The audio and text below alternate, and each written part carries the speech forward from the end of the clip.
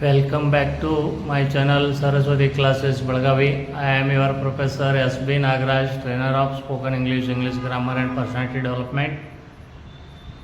Friends, today I would like to teach you how to talk in all the 4 subdivisions of present tense. ಸ್ನೇಹಿತರೆ, ನಾನು ನಿಮ್ಮ professor S.B. Nagaraj.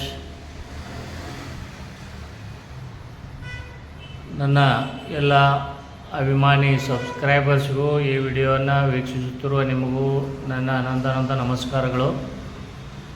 ಸ್ನೇಹಿತರೆ, ಇವತ್ತು ನಾನು ನಿಮಗೆ ಪ್ರೆಸೆಂಟ್ ಟೆನ್ಸ್ನಲ್ಲಿ 4 ಸಬ್ ಡಿವಿಷನ್ ಅದಾವ ಅಂತ ಹೇಳಿದ್ದೆ. ಅವನ್ನ ಈಗಾಗಲೇ ಒಂದೊಂದಾಗಿ ಎಕ್ಸ್ಪ್ಲೇನ್ ಮಾಡಿ ಆಗಿದೆ. Spoken English part 1, part 2, part 3, part 4 ಈಗಾಗಲೇ ವಿಡಿಯೋಗಳನ್ನು ಅಪ್ಲೋಡ್ ಮಾಡಿ ಆಗಿದೆ. ಅವುಗಳನ್ನು ಯಾರು ಚೆನ್ನಾಗಿ ಅರ್ಥ ಮಾಡ್ಕೊಂಡಿದ್ದಾರೋ ಅವರಿಗೆ ಈ ಪಾರ್ಟು ಭಾಳ ಈಸಿ ಆಗುತ್ತದೆ ಸ್ನೇಹಿತರೆ. ಈಗ ಈ ಪ್ರೆಸೆಂಟ್ ಟೆನ್ಸ್ನಲ್ಲಿ ವರ್ತಮಾನ ಕಾಲದಲ್ಲಿ ಬರುವಂಥ 4 sub division: present simple tense, present continuous tense, present perfect tense ಮತ್ತು ಪ್ರೆಸೆಂಟ್ ಪರ್ಫೆಕ್ಟ್ ಕಂಟಿನ್ಯೂಸ್ ಟೆನ್ಸ್. ಈ 4ದರಲ್ಲಿ ನಾವು ಇಂಗ್ಲೀಷ್ನಲ್ಲಿ ಮಾತನಾಡುವಾಗ ಯಾವ ರೀತಿಯಾಗಿ ಮಾತಾಡಬೇಕು ಅನ್ನೋದನ್ನು ಇವತ್ತು ನಾವು ನೋಡೋಣ ಸ್ನೇಹಿತರೆ. ಈಗ ಉದಾಹರಣೆಗೆ, ನಾನು ಹೋಗುತ್ತೇನೆ ಅಂದರೆ ಐ ಗೋ. ಇಲ್ಲಿ ಗೋ ಏನಿದೆಯಲ್ಲ ಅದು ಮುಖ್ಯ ಕ್ರಿಯಾಪದ, ಮೇನ್ ವರ್ಬ್ ಅದು. ಅಲ್ಲಿ ನೀವು ಗೋ ಇದ್ದಲ್ಲಿ I sing, I right, I speak, I eat, I run ಈ ಥರ ಯಾವುದೇ ಕ್ರಿಯಾಪದವನ್ನು ಇಟ್ಕೋಬೋದು ಸ್ನೇಹಿತರೆ. ಇನ್ನು ಅದೇ ಕ್ರಿಯಾಪದದ ಮುಂದೆ ಈಗಲ್ಲಿ ಐ ಗೋ ಇದೆಲ್ಲ, ಅದರ ಮುಂದುಗಡೆ ನೀವು ಯಾವುದೇ ಆಬ್ಜೆಕ್ಟನ್ನು ಸೇರಿಸ್ಬೋದು. I go to the college, I go to the market, I go to Bangalore, I go to Delhi, I go to Mumbai ಈ ಥರ ಅದರ ಮುಂದೆ ನೀವು ನಿಮ್ಗೆ ಯಾವುದು ಬೇಕು ಅದನ್ನು ಆಬ್ಜೆಕ್ಟನ್ನು ನೀವು ಸೇರಿಸ್ಕೋಬೋದು ಸ್ನೇಹಿತರೆ. ಹಾಗಿದ್ದರೆ ಈಗ ಒಂದು ಉದಾಹರಣೆಯನ್ನು ನಾವು ಇಲ್ಲಿ ನೋಡೋಣ.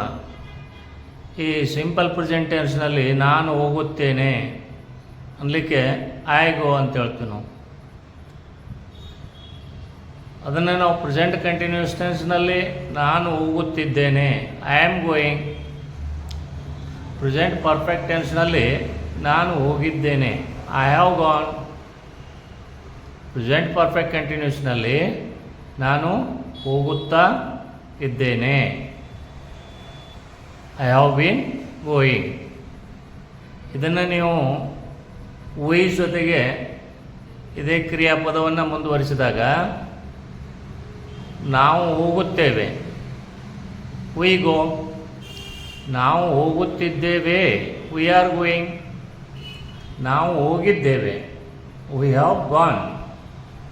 ನಾವು ಹೋಗುತ್ತಾ ಇದ್ದೇವೆ, ವಿ ಹ್ಯಾವ್ ಬೀನ್ ಗೋಯಿಂಗ್. ಅದೇ ಥರ ಹಿ, ಸಿ, ಇಟ್ ಈ 3ರಲ್ಲಿ ಈಗ ಒಂದನ್ನು ಇಲ್ಲಿ ನಾವು ಉದಾಹರಣೆಯಾಗಿ ತಗೋಬೋದು ಸ್ನೇಹಿತರೆ. ಹೀಯನ್ನು ನಾವು ಇಲ್ಲಿ ತೆಗೆದುಕೊಂಡು ನೋಡೋಣ. ಅವನು ಹೋಗುತ್ತಾನೆ, ಹಿ ಗೋಸ್. ಇಲ್ಲಿ ಅವಳು ಹೋಗುತ್ತಾಳೆ ಅಂತ ಹೇಳೋದಿದ್ದಾಗ ಸಿ ಗೋಸ್ ಆಗುತ್ತೆ.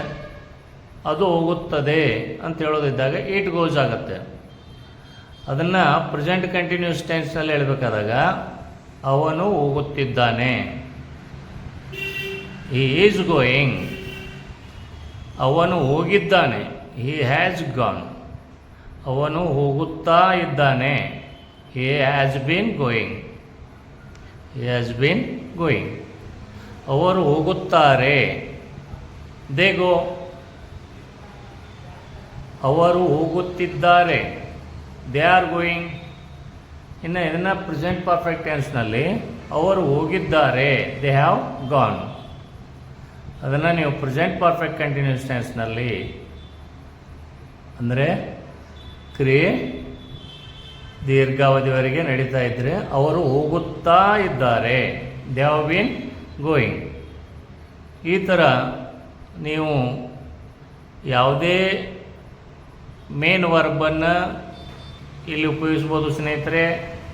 ಆ ಮುಖ್ಯ ಕ್ರಿಯಾಪದವನ್ನು ಉಪಯೋಗಿಸೋದ್ರ ಜೊತೆಗೆ ನೀವು ಅಬ್ಜೆಕ್ಟನ್ನು ಕೂಡ ಇಲ್ಲಿ ನೀವು ಬೇರೆ ಬೇರೆ ಅಬ್ಜೆಕ್ಟನ್ನು ಬಳಸಿಕೊಂಡು ವಾಕ್ಯ ರಚನೆ ಮಾಡ್ಬೋದು. ಕ್ರಿಯಾಪದವನ್ನು ಮುಖ್ಯ ಕ್ರಿಯಾಪದ ಮೇನ್ ವರ್ಬ್ ಏನಿದೆಲ್ಲ ಗೋ ಅಂತ, ಅದನ್ನು ಕೂಡ ನೀವು ಬದಲಾಯಿಸ್ಕೊಂಡು ವಾಕ್ಯ ರಚನೆ ಮಾಡಿ ನೋಡ್ಬೋದು ಸ್ನೇಹಿತರೆ. ಈ ಥರ ನೀವು ಇಲ್ಲಿ ಬಿಡದೆ ಪ್ರಯತ್ನವನ್ನು ಮಾಡಿದರೆ ಇದು ಪ್ರೆಸೆಂಟ್ ಟೆನ್ಸು 4 ಸಬ್ ಡಿವಿಷನ್. ಈಗಾಗಲೇ spoken English part 1, part 2, part 3, part 4ನ ಏನು ವಿಡಿಯೋಸ್ ಅಪ್ಲೋಡ್ ಮಾಡಿದನಲ್ಲ ಅವೆಲ್ಲ ನಿಮಗೆ ಪರ್ಫೆಕ್ಟ್ ಆಗ್ತಾವೆ ಸ್ನೇಹಿತರೆ. ಅದು ಪರ್ಫೆಕ್ಟ್ ಆದಮೇಲೆ ಇವತ್ತಿನ ಈ ಭಾಗವನ್ನು ನೀವು ಬೇರೆ ಬೇರೆ ಕ್ರಿಯಾಪದವನ್ನು ಬಳಸಿ ಆ ಕ್ರಿಯಾಪದದ ಮುಂದುಗಡೆ ಬೇರೆ ಬೇರೆ ಆಬ್ಜೆಕ್ಟ್ಗಳನ್ನು ಹಾಕಿ ನೀವು ವಾಕ್ಯ ರಚನೆಯನ್ನು ಮಾಡ್ತಾ ಹೋದಾಗ ಈ ಥರ ಅರ್ಥದಲ್ಲಿ ಬದಲಾವಣೆ ಆಗ್ತಾ ಹೋಗ್ತದೆ ಸ್ನೇಹಿತರೆ. ಈ ಥರ ನಿಮ್ಗೆ ಏನಾದರೂ ಹೇಳೋದಿದ್ದರೆ ಈ ಥರ ನೀವು ಈ ಪ್ರೆಸೆಂಟ್ ಟೆನ್ಸ್ನಲ್ಲಿ ಈ 4 ಸಬ್ ಡಿವಿಷನ್ದಲ್ಲಿ ಯಾವುದನ್ನು ಬಳಸಬೇಕನ್ನುವ ನಿರ್ಧಾರಕ್ಕೆ ನಿಮಗೆ ಬರಲಿಕ್ಕಾಗ್ತದೆ ಸ್ನೇಹಿತರೆ.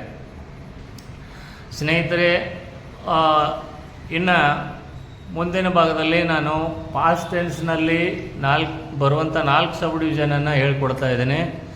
ಅದರ ನಂತರ ಕೊನೆಯ ಭಾಗದಲ್ಲಿ ಫ್ಯೂಚರ್ ಟೆನ್ಸ್ನಲ್ಲಿ ಬರುವಂಥ 4 ಸಬ್ ಡಿವಿಷನನ್ನು ನಾನು ನಿಮ್ಗೆ ಮುಂದಿನ ವಿಡಿಯೋಗಳಲ್ಲಿ ಹೇಳ್ಕೊಡ್ತೇನೆ.